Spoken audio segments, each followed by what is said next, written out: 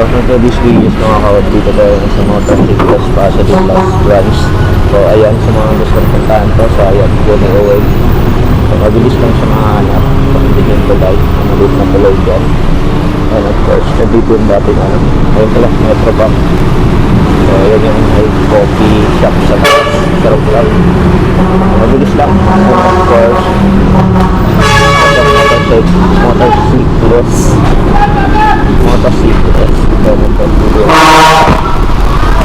Alright, kaya siya ng motorcycle.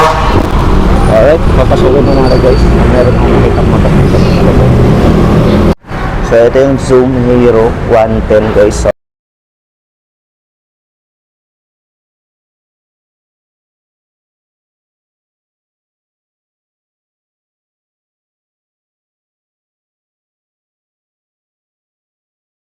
So, ang displacement dito is 109. Grabe, para siya mabunish siya, no? Ano, medyo may pagka-donkey. So ito nga pala, ito yung brand niya, ay yung pangalan ng unit. So ayan, Hero. And of course, naka-fully digital na siya. Ayan yung kanyang headlights. Ayan, naka-projector na siya. Tingnan yung makakawad. So naka-projector na. And of course, ito parang PCX yung ano niya, design niya. Ayan, naka-projector. And of course, ito yung kanyang park light sa part na to. So, ayan, zoom.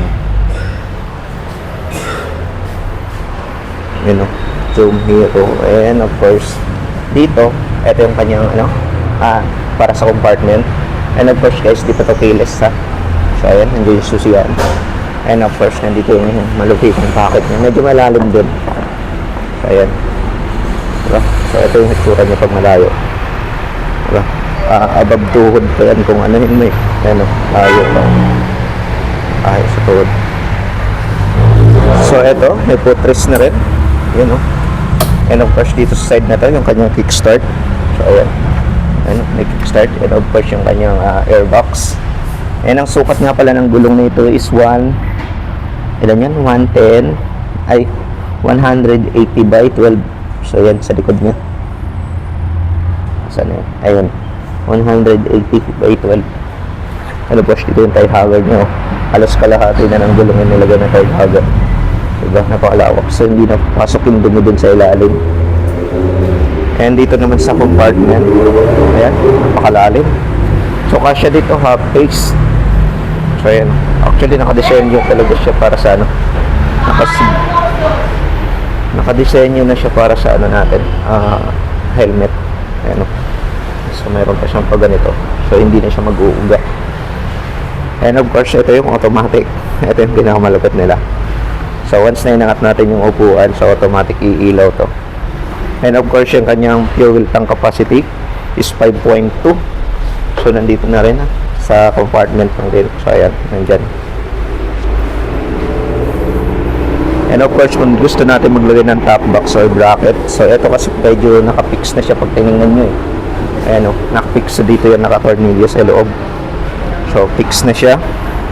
Pero naglagay sila rito na pwede tayo maglagay ng bracket. So, ayan, tingnan natin kung uubra pa. So, pero dito, ano eh, tornilyo. So, sara lang natin.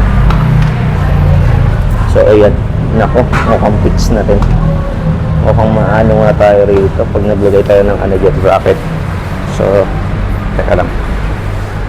So, dito kasi may nakabang ng butas. So, ayan. So, dyan tayo pwede maglagay ng ano, bracket. So, ayan, isa. And of course, dalawa. So, both side yan. Dito may isa yan. Meron dito may isa. So, ayan. Ayun, ito yung isa. Ito yung isa.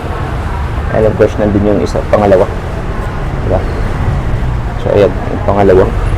So, pwede tayo maglagay ng bracket yan para sa top box.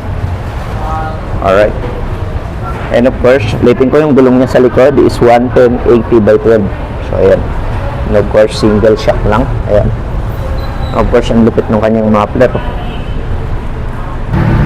Isa sa mga nagustuhan ko rito mga kawad is yung upuan. Ayan o. So, para siyang sniper. Ayan. Sniper na may pagka-click yung upuan niya.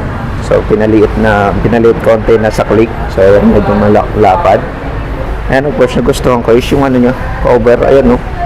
Naka-rubberize katulad dun sa sniper. Diba? Ayan o. Napakalambot. Ayan o. So, smooth na smooth. And of course, dito may labasan ng hangin ba yan. Yun o. So, katulad siya ng sniper. And of course, dito yung kanyang pocket. So, ayan. Dalawa yan, both side din. Rin niya nga pala mga ka-odis, dito sa loob. Ayan. Ako lang, so dito siya. Ayun. So, di natin nilagyan ng battery. So, sara lang natin. And of course, yung compartment ng pakalaki. Sara natin. And nandito yung kanyang charging port. So, ayan, nasa ilalim. Ayan, so, nasa pinaka-ilalim, guys. So, dyan, USB type yan. Ayan, USB. And of course, dito siya keyless. So, ito yung tura niya, guys. So, ganyan. Kung nakasakay tayo dyan, is ganyan. Diba? So, guys, yung motor na to, ito nga pala yung motor na malupit. Ba't nga ba siya malupit? So, ito nga pala tinatawag na lang aerodynamics design. So, ayan. And of course, guys, ang malupit dito is yung kanyang tail light. So, ayan. And of course, yung kanyang projector headlight. So, isa sa mga technology advanced na yan. Ayan, headlight. So, na yan. Naka-projector na, Tapos, fully digital na rin. So, isa sa mga advantage niya. Tapos may i3S system na rin siya. So, and of course, pwede tayong sumagot ng mga tawag dito sa pamamagitan ng kanyang Bluetooth. So, ayan. So, pagkukotek lang tayo sa Bluetooth niya via apps daw. So, gagana siya. Kung tayo ay naka-download ng kanyang application. So, ayan. So, yung storage niya, guys, sa malupit yun, meron nga siyang ayan, may pailaw. So, ayan yung kanya sa compartment. So guys, naka-aired cooled pa rin pala to for additional lang. And of course, meron itong performance na 0 to 60 km in 9.35 seconds. Fastest acceleration yan, guys. So, the best talaga pagagawa nito. So, available na kulay nito, orange, blue, and black. And of course, yung red. So, ayan. Orange, blue, black, red. So, yun yung available nga, guys. Ang SRP nga pala nito is 69,900 pesos.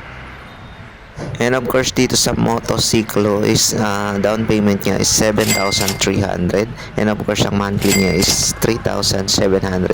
May rebate yan na 500 pesos. Good for 36 months. That's it, guys. Happy viewing.